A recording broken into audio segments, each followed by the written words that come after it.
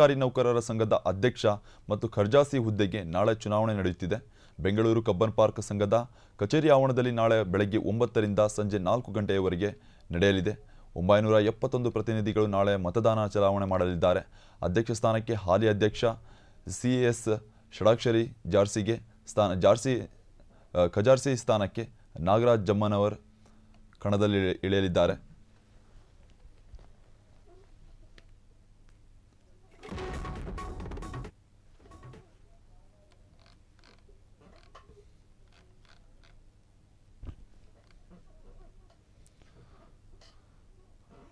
ಷಡಕ್ಷರಿ ಎದುರಾಳಿಗಳಾಗಿ ಕೃಷ್ಣೇಗೌಡ ಹಾಗೂ ಖರ್ಜಾಸಿ ಅಭ್ಯರ್ಥಿಯಾಗಿ ಶಿವರುದ್ರಯ್ಯ ಸ್ಪರ್ಧೆ ಮಾಡಿದ್ದಾರೆ.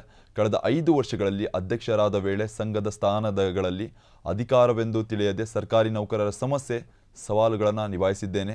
ಸಂಘಟನೆ ಕಾರ್ಯವೈಖರಿ ಹಾಗೂ ಮನೋಧರ್ಮ ಹೊಸತನದಾಗಿ ಸುಧಾರಣೆಯತ್ತ ಬದಲಾವಣೆ ಆಗಬೇಕು. ಅದಕ್ಕಾಗಿ ನಾವೆಲ್ಲರೂ ಹೊಸ ಮನ್ವಂತರದ ವಿಕಾಸಶೀಲ ಹೆಜ್ಜೆಗಳನ್ನಿಡಲು ಬದಲಾವಣೆಗಾಗಿ ಕೈ ಜೋಡಿಸೋಣ ಎಂದು 2019ರಲ್ಲಿ ಹೋರಾಟಗಳ ಮೂಲಕ ತಾವೆಲ್ಲರೂ ಬೆಂಬಲಿಸಿ ಒಂದು ಆಶೀರ್ವಾದ ನೀಡಿರಿ ಅಂತಕ್ಕಂಥ ಒಂದು ಘೋಷವಾಕ್ಯದೊಂದಿಗೆ ಇವನು ಚುನಾವಣೆಯನ್ನು ನಡೆಸ್ತಾ ಇರ್ತಕ್ಕಂಥದ್ದು. ಇದೀಗ ಮತ್ತೆ ಅಮೂಲ್ಯವಾದ ಮತ ನೀಡಿ ಅಂತ ಸಿಎಸ್ ಷಡಾಕ್ಷರಿ ಮನವಿ ಮಾಡಿಕೊಂಡಿದ್ದಾರೆ. ಅವರೆಲ್ಲರಿಗೂ ಜನ ಆಶೀರ್ವಾದ ನೀಡುತ್ತಾರೆ. ಮತ್ತೆ ಗೆದ್ದರೆ ನೌಕರರ ಕ್ಷೇಮಾಭಿವೃದ್ಧಿಯನ್ನು ಶ್ರಮಿಸ್ತೇನೆ ಅಂತಕ್ಕಂಥ ಒಂದು ಮಾತಿನ ಮೂಲಕ ಮತಯಾಚನೆ ಮಾಡಿದ್ದಾರೆ. ನಾಳೆ ಯಾರಾಗ್ತಾರೆ ಸರ್ಕಾರಿ ನೌಕರರ ಸಂಘದ ಅಧ್ಯಕ್ಷ ಅಂತಕ್ಕಂಥ ಪ್ರಶ್ನೆ ಮೂಡ್ತಾ ಇರ್ತಕ್ಕಂಥದ್ದು.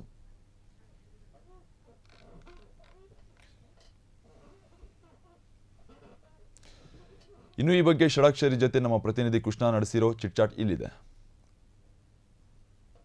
ರಾಜ್ಯ ಸರ್ಕಾರಿ ನೌಕರರ ಚುನಾವಣೆಗೆ ನಾಳೆ ನಡೀತಾ ಇದೆ ಅಧ್ಯಕ್ಷ ಮತ್ತು ಖಜಾನ್ಸಿ ಸ್ಥಾನಕ್ಕೆ. ಹೀಗಾಗಿ ಇದು ಸಂಬಂಧಪಟ್ಟಂಗೆ ಮಾತಾಡಕ್ಕೆ ನಮ್ಮ ಜೊತೆ ಹಾಲಿ ಅಧ್ಯಕ್ಷರಾಗಿದ್ದಂತ ಷಡಕ್ಷರಿ ಕೂಡ ಇದ್ದಾರೆ. ಅವ್ರನ್ನೇ ಕೂಡ ನಾನು ಮಾತಾಡ್ತೀನಿ. ಸರ್, ಈ ಸಲ ಅಭ್ಯರ್ಥಿಯಾಗಿದ್ದೀರಾ, ಯಾವ ರೀತಿ ಚುನಾವಣೆ ನಡೀತಾ ಇದೆ?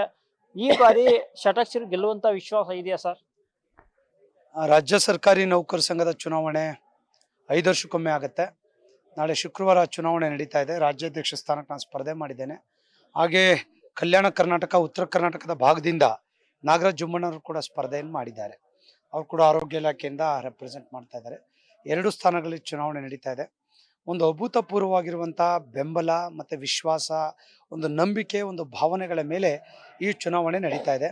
ಈ ಚುನಾವಣೆಯಲ್ಲಿ ಎಲ್ಲ ಪದಾಧಿಕಾರಿಗಳು, ನೌಕರರು ಎಷ್ಟೇ ಒತ್ತಡಗಳಿರಲಿ, ಏನೇ ಇದ್ರೂ ಕೂಡ ಒಟ್ಟಾರೆಯಾಗಿ ಸಂಘಟನೆಗೆ ಯಾವ ನಾಯಕತ್ವ ಅವಶ್ಯಕತೆ ಇದೆ, ಈ ಇಬ್ಬರಲ್ಲಿ ಯಾರು ಹಿತವರು ನಮಗೆ ಅನ್ನುವಂಥದ್ದನ್ನ ಚಿಂತನೆಯನ್ನ ಮಾಡಿದ್ದಾರೆ. ಆ ವಿಚಾರದಲ್ಲಿ ತಮ್ಮ ಗೌಪ್ಯ ಮತದಾನದ ಮೂಲಕ ತಮ್ಮ ಹಕ್ಕನ್ನ 100ಕ್ಕೆ 100 ನಮ್ಮ ಪರವಾಗಿ ಚಲಾಯಿಸ್ತಾರೆ ಎನ್ನುವಂತ ವಿಶ್ವಾಸ ಇದೆ. ಷಡಾಕ್ಷರಿ ಅವರಿಗೆ ಈ ಬಾರಿ ಯಾಕೆ ಓಟ್ ಹಾಕ್ಬೇಕು ಸರ್? ಷಡಾಕ್ಷರಿ ಅವ್ರಿಗೆ ಯಾಕೆ ಹಾಕ್ಬೇಕು ಅಂದ್ರೆ, ಕಳೆದ 5 ವರ್ಷಗಳಲ್ಲಿ ಸಾಕಷ್ಟು ಕೆಲಸಗಳನ್ನ 40 ವರ್ಷಗಳಾಗದೇ ಇರೋದನ್ನ ಮಾಡಿದ್ದೇವೆ, ಹಾಗಾಗಿ ಓಟ್ ಹಾಕ್ಬೇಕು. ಆ ಎದುರುಗಡೆಯವ್ರು ಏನೂ ಮಾಡಿಲ್ಲ, ಹಾಗಾಗಿ ಅವ್ರಿಗೆ ಓಟ್ ಹಾಕ್ಬಾರ್ದು. ಎರಡನೇದು, ಇಡೀ ರಾಜ್ಯವನ್ನ ಸಂಘಟನೆಯನ್ನ ಪ್ರವಾಸ ಮಾಡಿದ್ದೇವೆ, ಸುತ್ತಿದ್ದೇವೆ. ಸಂಘಟನೆಯನ್ನ ಕಳೆದ 5 ವರ್ಷದಲ್ಲಿ ಸಮರ್ಥವಾಗಿ ಕಟ್ಟಿದ್ದೇವೆ, ಹಾಗಾಗಿ ನಮ್ಗೆ ಓಟ್ ಹಾಕ್ಬೇಕು, ಅವ್ರಿಗೆ ಓಟ್ ಹಾಕ್ಬಾರ್ದು. ಸಂಘದಲ್ಲಿ ಆಡಳಿತದಲ್ಲಿ ಪಾರದರ್ಶಕತೆ, ಪ್ರಾಮಾಣಿಕತೆ ತಂದಿದ್ದೇವೆ, ಹಾಗಾಗಿ ನಮ್ಗೆ ಓಟ್ ಹಾಕ್ಬೇಕು, ಅವ್ರಿಗೆ ಓಟ್ ಹಾಕ್ಬಾರ್ದು.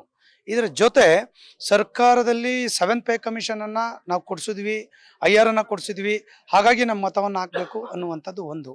ಇದರ ಜೊತೆ ಇನ್ನಷ್ಟು ಸಂಘಟನೆಯಲ್ಲಿ ಇಡೀ ದೇಶದಲ್ಲಿ ಒಂದು ಮಾದರಿಯಾಗಿರುವಂಥ ಒಂದು ಸಂಘವನ್ನು ಕಟ್ಟುವಂಥ ವಿಚಾರವನ್ನ ತೆಗೆದುಕೊಂಡಾಗ ಅದು ಕೂಡ ಮಾಡಿದ್ದೇವೆ. ಇನ್ನೂ ಕೂಡ ಜ್ವಲಂತ ಸಮಸ್ಯೆಗೆ ಈಗಾಗಲೇ ಧ್ವನಿಯಾಗಿ ಕೆಲವು 90%, 60-50% ಅಲ್ಲಿ ಈಗಾಗಲೇ ಆನ್ಗೋಯಿಂಗ್ ಅಲ್ಲಿ ಇದ್ದಾವೆ. ಸೊ ಅದು ಕೂಡ ಕಮಿಂಗ್ ಡೇಸ್ ಅಲ್ಲಿ ಇನ್ನೊಂದು ವರ್ಷ 2 ವರ್ಷದಲ್ಲಿ ಸೊ ಹಂತವಾಗಿ ಹೆಲ್ತ್ ಸ್ಕೀಮ್ ಜನವರಿಗೆ, NPS 25ರಲ್ಲಿ, 26ರಲ್ಲಿ ಸೆಂಟ್ರಲ್ ಪೇ, ಈ ಥರದ್ದೆಲ್ಲ ನಮ್ಮ ಮುಂದೆ ಇದೆ. ಆ ಕೆಲಸ ಎಲ್ಲ ನಾವು ಮಾಡಿಸ್ತೇವೆ, ಹಾಗಾಗಿ ಮತವನ್ನ ಹಾಕ್ಬೇಕು. 5 ವರ್ಷಗಳಲ್ಲಿ ಷಡಕ್ಷರಿ ಸಾಧನೆ ಏನು ಸರ್? 5 ವರ್ಷಗಳಲ್ಲಿ ಸುಮಾರು ಹೇಳಲಿಕ್ಕೆ ಹೋದ್ರೆ 1 ಗಂಟೆ ಇದೆ. ಸೊ ನಾನು ಹೇಳಕ್ ಹೋಗಲ್ಲ, ಶಾರ್ಟ್ ಆಗಿ 40 ವರ್ಷಗಳಲ್ಲಿ ಆಗದೆ ಇರುವಂತ ಸಾಕಷ್ಟು ಸರ್ಕಾರಿ ಆದೇಶಗಳ ಮೂಲಕ ನಮ್ಮ ನೌಕರಿಗೆ ನ್ಯಾಯ ಕೊಡಿಸುವಂತ ಕೆಲಸ ಮಾಡಿದ್ದೇವೆ. ಒಂದೇಳಿಗೆ ಬಯಸ್ತೇನೆ, ಯಾವುದೇ ಸಂಘ ಅಂದ್ರೆ ಆಡಳಿತ ವಿರೋಧಿ ಅಲೆ ಸಹಜವಾಗಿರ್ತದೆ ಸರ್ಕಾರ ಮತ್ತೆ ಸಂಘ ಸಂಸ್ಥೆಗಳಲ್ಲಿ. ಈ ನಮ್ಮ ಸಂಘದಲ್ಲಿ ಆಡಳಿತ ವಿರೋಧಿ ಅಲೆ ಇಲ್ಲ ಅಂದ್ರೆ ಒಳ್ಳೆ ಕೆಲಸ ಮಾಡೋದು, ಅದಕ್ಕೆ ಅರ್ಥ, ಇನ್ನೇನು ಬೇರೆ ಬೇಡ ಅಷ್ಟೇ. ಯಾರು ಸಾಧನೆ, ಸಂಘಟನೆ, ವಿಶ್ವಾಸ ಇದೆಲ್ಲದೂ ಕೂಡ ಮೇಳೈಸಿರುವಂತ ಒಂದು ಸಂಘಟನೆ ತೆಗೆದುಕೊಂಡಿದ್ವಲ್ಲ, ಇದೇ ಆಡಳಿತ ವಿರೋಧಿ ಅಲ್ಲೇ ಇಲ್ಲದೆ ಇರೋದು. ಸೊ ಹಾಗಾಗಿ ಇದೇ ಉತ್ತರವಾಗಿ ನಾಳೆ ಸಿಗುತ್ತೆ ಅಂತ ಹೇಳಿಕೆ ಬಯಸ್ತೇನೆ. ಸರ್ಕಾರದಲ್ಲಿ ಷಡಕ್ಷರಿ ಒಂಥರ ವಿರೋಧ ಪಕ್ಷವಾಗಿ ಕೆಲಸ ಮಾಡ್ತಾ ಇದ್ರು, ಹಿಂದೆ 7ನೇ ವೇತನ ಆಯೋಗ ವಿಚಾರದಲ್ಲಿ ಕೂಡ ತುಂಬಾ ಫೈಟ್ ಮಾಡಿದ್ರ. ಈ ಸರ್ಕಾರ ಬಂದಾದ್ಮೇಲೆ, ಕಾಂಗ್ರೆಸ್ ಸರ್ಕಾರ ಬಂದಾದ್ಮೇಲೆ ಸರ್ಕಾರ ಕೆಂಗಣಿಗೆ ಕೂಡ ಷಟಾಕ್ಷಿರು ಮುಂದೆ ಆಗಿದ್ರು. ಇದ್ರ ಮಧ್ಯೆ ಗೆಲ್ಲಕ್ ಸಾಧ್ಯ ಇದೆಯಾ ಸರ್ ಈ ಬಾರಿ? ವಿರೋಧ ಪಕ್ಷ ಅನ್ನುವಂಥದ್ದಲ್ಲ, ನೌಕರರ ಸಮಸ್ಯೆಗಳು ಬಂದಾಗ ಒಂದು ಸರ್ಕಾರದ ಮಾನ್ಯತೆ ಪಡೆದಿರುವಂತ ಸಂಘಟನೆ ಸರ್ಕಾರದ ಮುಂದೆ ಮಂಡಿಸ್ತೇವೆ. ಹಿಂದೆ ಕೂಡ ಬಸವರಾಜ ಬೊಮ್ಮಾಯಿಯವರು ಮುಖ್ಯಮಂತ್ರಿಗಳಿದ್ರು. ಕೆಂಗಣಿ ಗುರಿ ಆಗ್ತೀವೋ ಬಿಡ್ತೀವೋ ಗೊತ್ತಿಲ್ಲ, ಹೋರಾಟ ಕರೆ ಕೊಟ್ವಿ, ಬೆನಿಫಿಟ್ ತಗೊಂಡ್ವಿ, ಪೇ ಕಮಿಷನ್ ರಚನೆ ಮಾಡಿದ್ವಿ. ಇವತ್ತಿನ ಸರ್ಕಾರದಲ್ಲೂ ಕೂಡ ಆ ಕಮಿಷನ್ ರಿಪೋರ್ಟ್ ಆಧಾರದ ಮೇಲೆ as it is pay commission implement ಮಾಡ್ಲಿಕ್ಕೆ ಹೋದ್ವಿ. ಇದೆಲ್ಲ ಕೂಡ ನಿಮ್ಮ ಮುಂದೆ ಇರೋದು ಗೊತ್ತಿರುವಂತ ವಿಚಾರ. ಮುಂದುವರೆದು ಮುಂದಿನ ದಿನಗಳಲ್ಲಿ ಹಂತವಾಗಿ ಸರ್ಕಾರದ ಮೇಲೆ ಒತ್ತಡ ಆಗ್ತವೆ. ನಾವು ಯಾವುದೇ ಪಾಲಿಟಿಕ್ಸ್ ವಿಚಾರಕ್ಕೆ ಬಂದಿಲ್ಲ.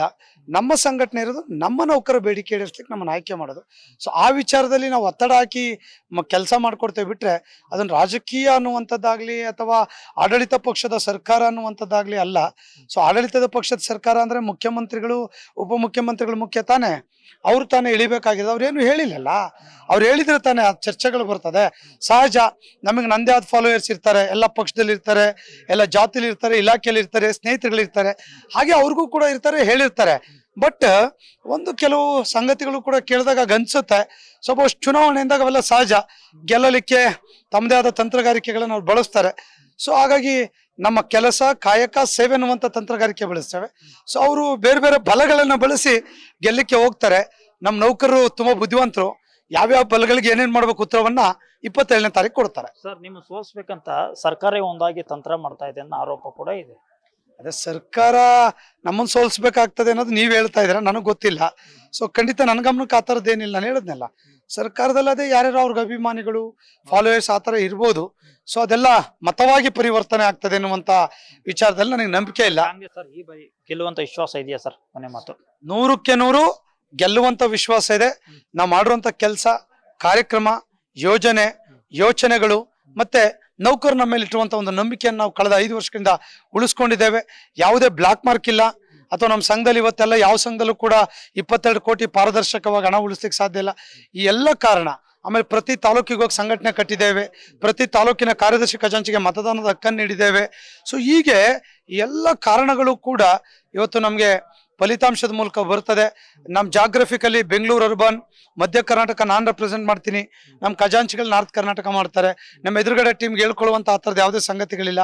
ಆಮೇಲೆ ಅವ್ರಿಗೆ ಇತಿಹಾಸ, ವರ್ತಮಾನ, ಭವಿಷ್ಯದ ಬಗ್ಗೆ ಮಾತಾಡ್ಲಿಕ್ಕೆ ಏನೂ ಸಂಗತಿಗಳಿಲ್ಲ. ಸೊ ಹಾಗಾಗಿ ಇದೆಲ್ಲದೂ ಕೂಡ ನೌಕರರು ತುಂಬಾ ಸುಲಭ ಅಲ್ಲ. ಸಾಮಾನ್ಯ ನೌಕರಿಂದ ನಿರ್ದೇಶಕರಾಗಿ ನಂತರ ಪದಾಧಿಕಾರಿ ಆದವರು. ಸೊ ಖಂಡಿತ ಒಳ್ಳೆ ವ್ಯಕ್ತಿಗಳನ್ನ, ಸಜ್ಜನರನ್ನ, ಯೋಗ್ಯರನ್ನ, ಯೋಗ್ಯತೆ ಇರುವವ್ರನ್ನ, ಅರ್ಹತೆ ಇರುವವ್ರನ್ನ ಖಂಡಿತ ನಮ್ಮಂತವ್ರನ್ನ ಅವ್ರು ಆಯ್ಕೆ ಮಾಡ್ತಾರೆ ಅಂತ 100ಕ್ಕೆ 100 ವಿಶ್ವಾಸ ಇದೆ. Thank you. ನಮಸ್ತೆ. ಇದಿಷ್ಟು ಸರ್ಕಾರಿ ನೌಕರರ ಸಂಘದ ಅಧ್ಯಕ್ಷರಾದಂತಹ ಷಟಾಕ್ಷಿ ಅವರ ಮಾತು. ಕ್ಯಾಮ್ರಾಮನ್ ಪ್ರೇಮ ಜೊತೆ ಕೃಷ್ಣ, ಫ್ರೀಡಂ ಟಿವಿ, ಬೆಂಗಳೂರು.